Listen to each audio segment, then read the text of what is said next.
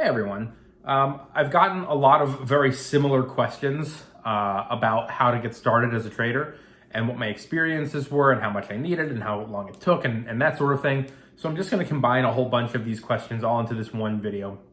There's only so much you can do on TikTok. You're fairly limited with, 60 seconds. When people are asking me these large scale questions like how long, how much, how do you do it? How do you take out for surviving bills and stuff like that? There isn't so much that I can do in 60 seconds. So it's better to just come on here on YouTube and give a more full length answer. But first I want to give a little bit of backstory to this whole thing so you understand how I'm able to do this and how it works for me. If you're new, I'm just going to assume that most people watching this are new on my page because this last few weeks, thanks to GameStop, AMC, Reddit, Wall Street Bets, has blown up my TikTok page. I went from 36,000 followers to over 100,000 in like 2 days. So I'm working my way through these comments, but I'm also understanding that people are new and they don't know me and all that stuff. The question is, how do you get started? And I want to give you some background. When I was 18, I wanted to be a professional wrestler. I didn't want to go to college. I had tunnel vision. I wanted to be this wrestler. So I go off to wrestling school. I break my back. I come home, I'm pretty much bedridden, didn't have an operation, but I'm pretty much bedridden for about 6 months. Mix in a little depressed too. And finally my mom goes, all right, dude, it's either to work or to school for you. And I chose work. And worked in the restaurant industry, the fitness industry. But over those many, many years, and this is important to understand here, my mom moved to New York City for work and then eventually to take care of my grandma. And so my mom is off in New York City. And we never knew if she was going to be coming home quickly, if she was only going to be gone for a little bit. So my mom didn't want tenants, right? Because if she had to come home suddenly for something, she didn't want to lose her home. So she said, look, you just stay in the home. I was living with her anyway when I was 18. But she was just like, just stay in the house. I'll be back one day. And in the meantime, work. Maybe you'll get a career one day, maybe whatever. Work, save your money, save as much as you can, because when I do come home, you're out of here and you're going to need a down payment or money for rent or whatever. So save and work and save and work. And that's exactly what I did, but it makes it a little easier now when I explain how I eventually got started as a stock trader, to give some context, right? And I think a lot of people see what I do and they go, well, that seems so freeing and you can control your own destiny and you can work from anywhere and you don't have a commute, you don't have dry cleaning, you don't own a suit and tie, like you don't do that 9-to-5 life, you don't have a micromanager breathing down your neck. That's what I want. I would like to be a stock trader. And it's easier when you have few to no responsibilities to get started because nobody's depending on you. You don't have a spouse, you don't have children, you don't have pets, you don't have really any responsibilities. And you're living basically at home, so you're not spending money on rent and anything like that. Makes it easier. It would definitely be a lot harder, I imagine, to get started as a stock trader, I'm 35, to get started as a stock trader when you're 35, because most people who are 35, I don't, but most people who are 35 are married and they have kids and they have homes in the suburbs that have big mortgages and they have pets and they have responsibilities and they have student loan debts that they're still paying off, and then their partner has their own student loans or debts. And so there's a lot that depends on guaranteed income. And if you're a stock trader, you don't have guaranteed income. And that can make that a lot harder to get started because, you have all these people depending on you. And so first thing that I had going for me was I was able to live at home. Second thing that I had going for me was that I had saved up I worked in the restaurant for four years, and I worked in the fitness industry for 5 years. Maybe those numbers are a little off, but just around maybe 9 years total combined working in these two places. And that's a lot of money saved up. When you think about it, it's minimum wage is what I was earning. I earned more in the restaurant because I was a line cook, but minimum wage at the gym. So I worked in the restaurant industry first, and I was pulling in around $10 to $12 an hour because I was a line cook, so they paid you a little more. And I was working double shifts. When I left that restaurant, I went to a different restaurant, and I was a food runner there. I was paid, I don't believe I was paid minimum wage. I think I was paid like $4 an hour because I got tips. So that was more money that was able to go into the bank. And then when I left that restaurant industry for good and I went into the fitness industry, I was being paid $7.25 an hour. Not very much.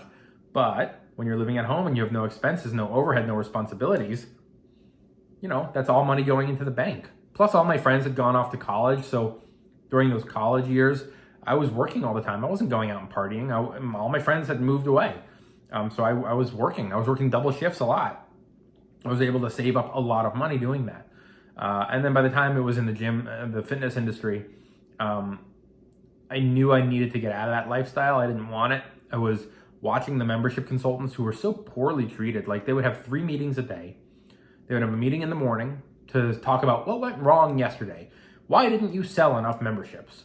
And then to look over their call log. How many people are you going to call today? What are your leads? Who are you following up with? Who is this person and why did they say they didn't want to join? Call them back, hound them, make them join, convince them to join. And then the afternoon meeting would be like a progress report. And then the evening meeting would be, where are you and what have you done and what have you not done and why not? And I just was like, I can't do this. Like they were asking me to do sales and I would have been a good membership salesperson. But when you add in that element of like quotas and deadlines and bonuses, and if you don't hit quota, you don't get a bonus and the managers don't get a bonus. So it was just a world that I was just like sitting back watching going like, I have no interest in this. And these guys are miserable. I remember times when the membership consultants couldn't leave. The manager wouldn't let them go home unless they made a sale. So they would literally, the manager would go home and then the manager would call every hour. Did put on the sales guy. Did you sell that membership? No, then you don't get to go home yet. I don't even know if that's legal to do. But that was the culture. And so these sales guys would be, at around 11 o'clock. I mean, come on, nobody's joining after, at 11 o'clock, the sales guys would be, finally would get permission from the manager to go home. And they'd walk downstairs like all like their shoulders hunched and they're like, sad faces. And they'd be like, good night. And I'd be like, oh man, like I could never do this. I'd be so miserable. Plus I have an authority problem being told what to do, which is why being a stock trader is perfect for me because there's no micromanager. I remember, I'm ranting now, but I remember the manager standing behind me sometimes with the clipboard yelling at me for not answering the phone correctly. There's a laminated script. Why aren't you following the script? Or not tucking in my t-shirt, even though the desk came up to chest level. No one could see that my shirt was tucked in or not. Or wearing those Adidas pants with the stripes down the side. Couldn't do that. They had to be all black pants or you got a write-up. Again, nobody can see my pants. I don't even have to be wearing them. Nobody can see below mid-chest. Why do we care so much? So I was always fighting with them and they were looking for a reason to fire me. And around that time, I had also started developing an interest in trading in stocks. So I say I've been a self-employed stock trader for 10 years because that's when I really broke out on my own. But prior to that, so for about 12 years ago, I was kind of getting a little interested, or maybe even 13 years ago, because there were these guys at my gym, and I've talked about this before, and they would talk about what stocks they were buying. And I knew nothing. I didn't know how to check charts. I didn't know how to look at earnings. I didn't know anything about that. All I did was look at these old guys who I assumed old equals wise. And I was like, I'm just going to copy what they're doing and I'm going to make lots of money. And that's going to be my ticket out of here. I don't have to know what I'm doing. I'm just going to copy these smart guys. I'm going to make tons of money. And then I'll use that money to buy myself a little bit of time to figure out what I really want to do with my life. The downside is I started losing a lot of money. I started losing a lot. And I don't mean small potatoes. I probably lost $20,000, $30,000 in these stocks, and I still have them in my portfolio. I still have some of them because they just never came back up, and I'm not going to sell and take an 80% loss. But they're there still in my portfolio, probably as like reminders, like don't fuck this up. Anyway, what I learned was I like this. I'm intrigued by this. I don't know enough about this, but if I can learn a little bit, maybe this is something I can do so I can leave this gym. So I started dabbling a little bit. And I think this is also important to say that I had tons of money in savings, right? Because I had been living at home all these years. Even though I had lost probably 30 grand, I still had a sizable amount of cash in my account because I was living at home and all of my friends either had graduated from college and then stayed where they were, or they had moved elsewhere all over the country. So, I had a smaller group of friends. I wasn't going out as much. I was working all the time, and save. Because when my mom comes home, I'm going to have to move and I'm going to have to buy a place. So that was my thought process. So I lived very below my means and I saved as much as I could because I don't want to be 23 or 25 or 26 living with my mommy. So I saved, and I, as a result, had a lot of money. And I thought, I'm doing everything wrong because I don't really know what I'm doing. But if I can do this correctly, this might be something I can do as a career. And back then, listening to strangers at your gym is the equivalent of listening to strangers on social media today. Someone comes out and goes, no, buy the stock, hold it, it's going places. And you listen to them. And I made that same mistake listening to strangers at my gym. So I have learned from my mistakes. But at the same time, 12 years ago, TikTok didn't exist, Instagram didn't exist, YouTube might have existed, but not in the way that it exists today with tutorials and videos and stuff like that. So I was really on my own, and I read a couple books, and that was basically it. Books, by the way, are in the link tree if you're curious. I read a couple books, and I started trading with very small amounts of money because it wasn't about making money. It was about getting experience. And I know a lot of times traders just want to hit the ground running. I need to start making that big money right now. The best advice I have is start very small. Start small because it's not really about the profit initially. It's about the experience and the confidence that's going to come. And also knowing how to check ego and check emotion and cut your losses. And when you're playing with the very small amounts of money, you're probably not going to be able to cut your loss. You're probably not going to cut your losses right away, right? Because you've got a lot of pride. And it'll still help you though to see like, wow, if I had put in, if I only put in a few $100s on this trade, but if I had put in several thousand, this loss could have been substantial. So it gives you a little bit of perspective without wiping you out too much. So you're not losing, you know what I mean? You're not losing too much, and you're still learning a valuable lesson. And it'll teach you how to check your ego at the door, because a lot of the time, when we're new, especially, we pick these stocks, and what's the thought process there? I picked this stock. I researched it. This is my stock. I can't be wrong. I'm not going to sell because I don't want to be wrong. And so we end up holding these stocks and getting wiped out like I had done. So getting in the habit of being kind of like the Terminator and ruthless about it. Nope, this sucks. It's going south. I'm out. And I always say this, but if you look at traders and you ask them what their earnings are versus their losses, earnings will be all over the map, right? Because stocks can run, they can pull back, whatever. You say, hey, what do you earn percentage-wise? 7%, 12%, 18%, 30%. They're all over the map. What do you lose? If you ask a trader what they lose and they're a good trader, it'll always be the same. 4%, 4%, 4%, 4%. And sometimes maybe a little bit more. Sometimes you'll say, well, this stock historically has moved back 7% before going higher. So on this one, I lost 7% because it started going down. Maybe I even lost 8 or 9% because, whatever. That happens.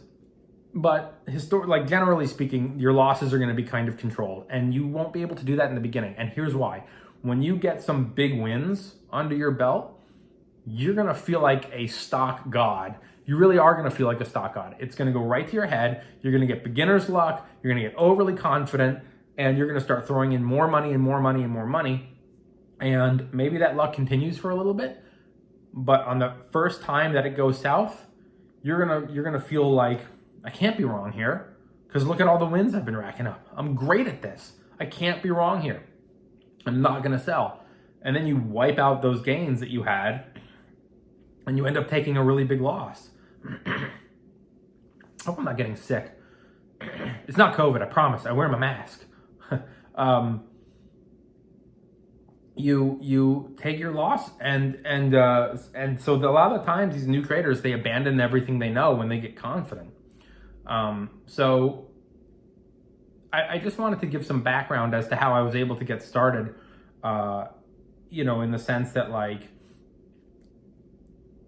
if you have responsibilities and kids and a partner and a spouse and all that stuff, the downside to this job is that there is no guaranteed income, right? Because it's not like you show up at Starbucks and you punch the clock and you get paid for your 8 hours. It's not like you walk into your salaried 9 to 5 job and you know what you're going to earn. This changes all the time. The thing about that's important to also talk about is it's the benefit. It benefits you to have a lot of savings, or at least enough to get you through, because there will be months that are very quiet. There will be months that are very slow. There will be months where you make nothing, and there will also be months where you lose on the majority of your trades. So you need to be able to have a rainy day fund to carry you through that. The benefit for me when I was first starting out is that I didn't have a partner, a spouse, a wife. I didn't have kids. I didn't have pets. I didn't have rent or a mortgage hanging over me. I didn't have student loan debts that needed to be paid off because I didn't go to college. So, and I had savings. And I had savings because I was living at home. So, I don't want to lie to anyone and say, oh yeah, everyone can do it and it's super easy. There's definitely hiccups along the road with this sort of thing because there's a learning curve. There are quiet months. There are bad months.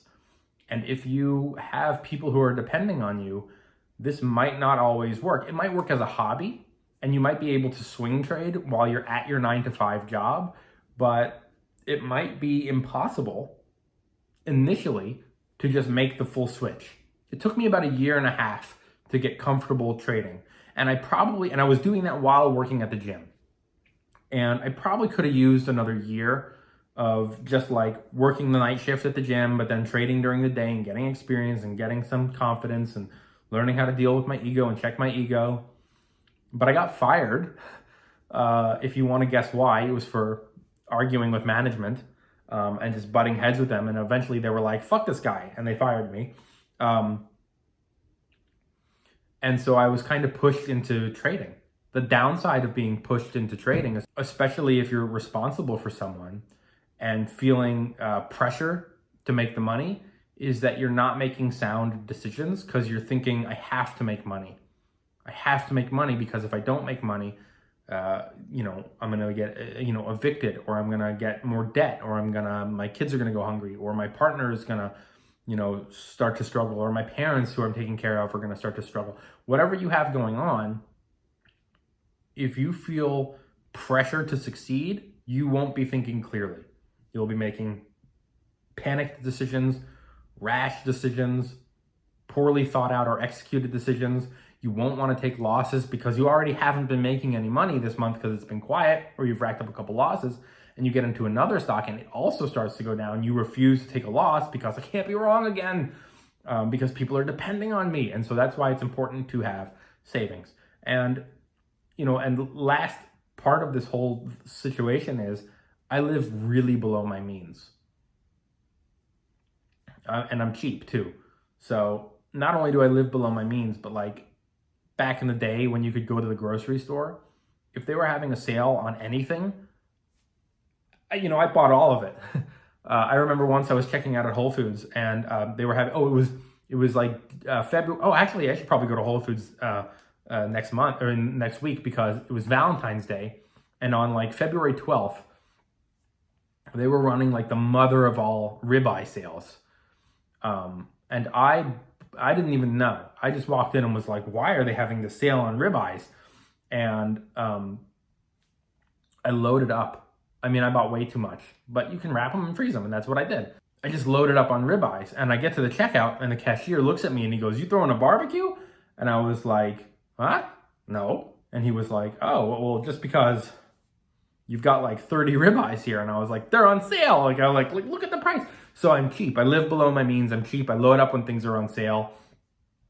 And that's what I do, and living below my means also helps because if there are bad months or quiet months or slow months, I'm not worried about it and I'm not stressing out, because when you worry and you stress, you feel that urge to go and make more trades because you have to.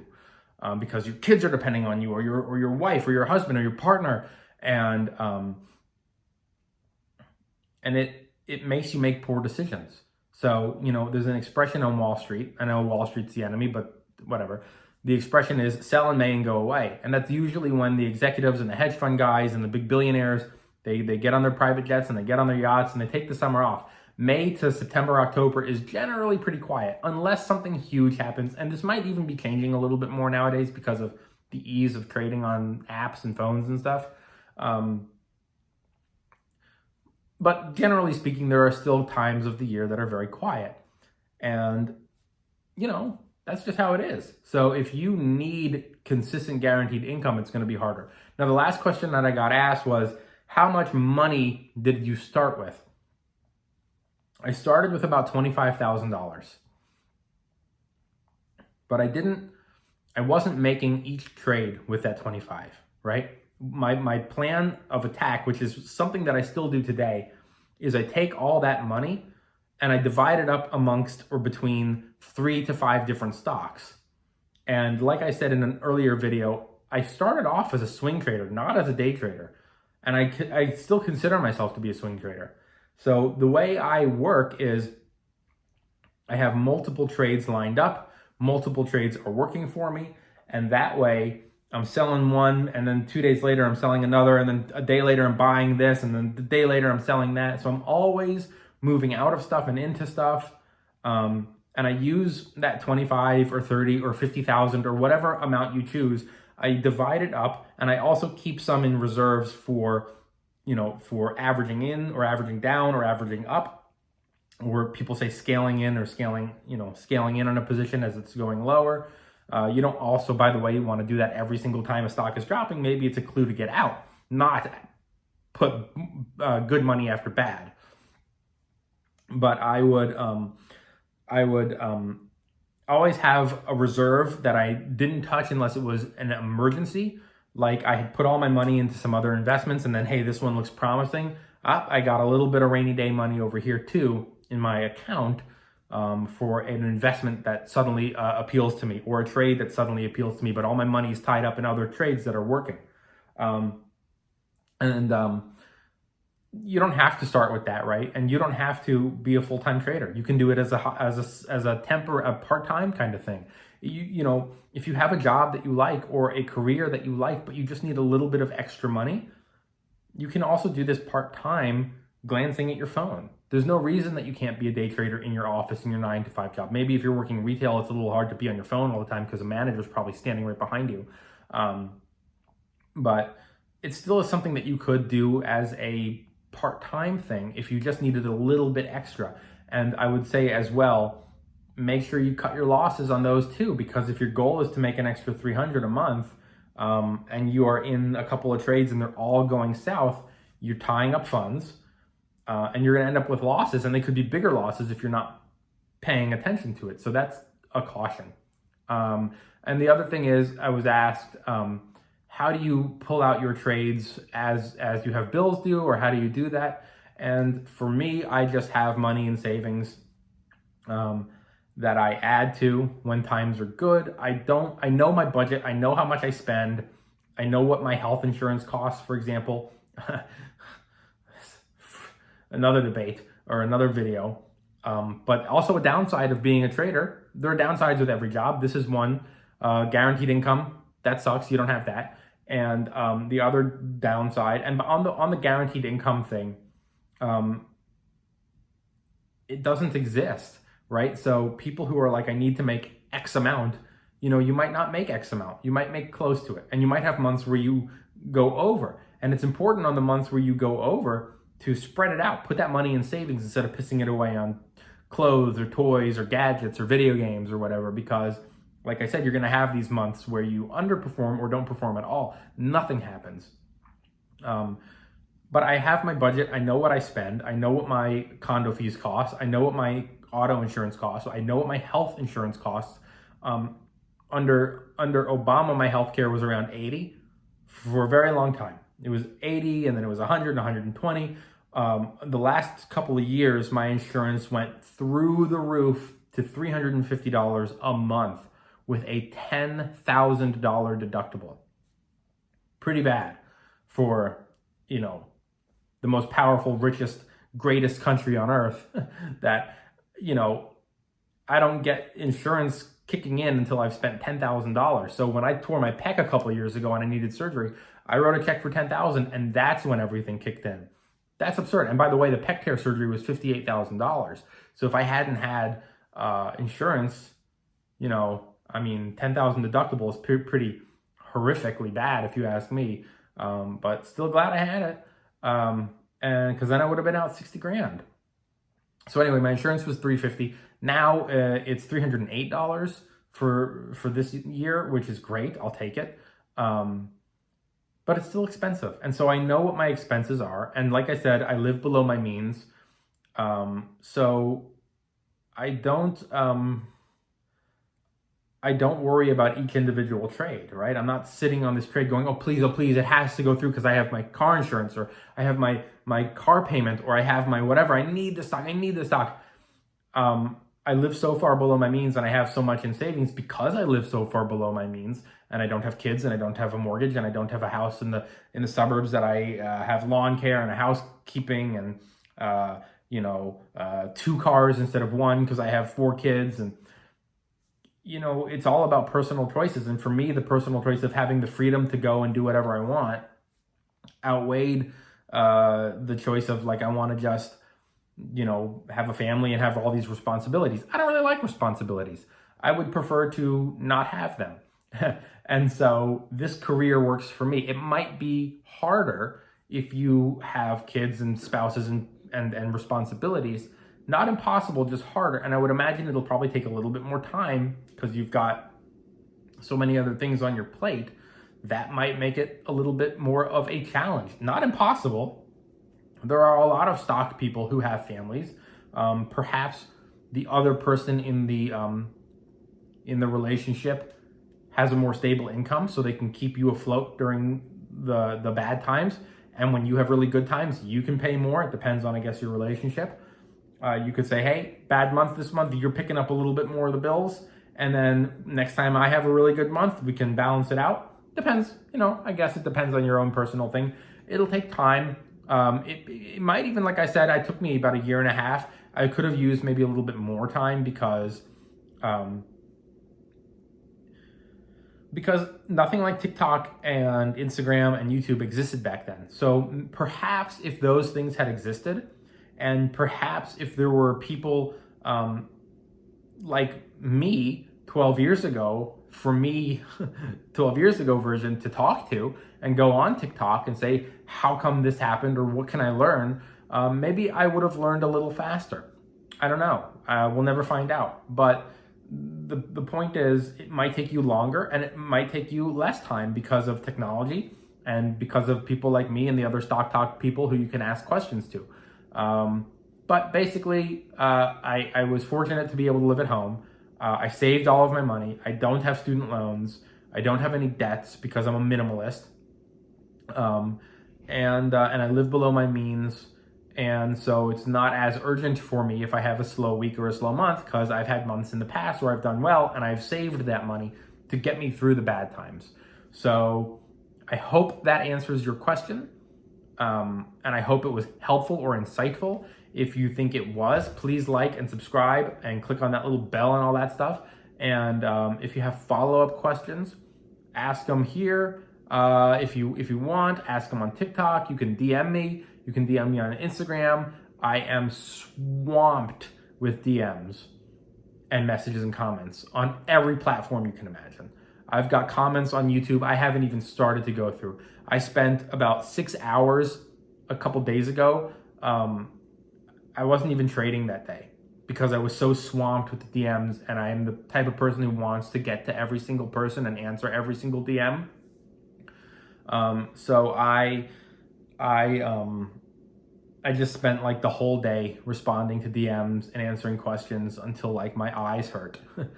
I'm getting through it is the point. I will respond to DMs. I might not see your comments, and that's the downside.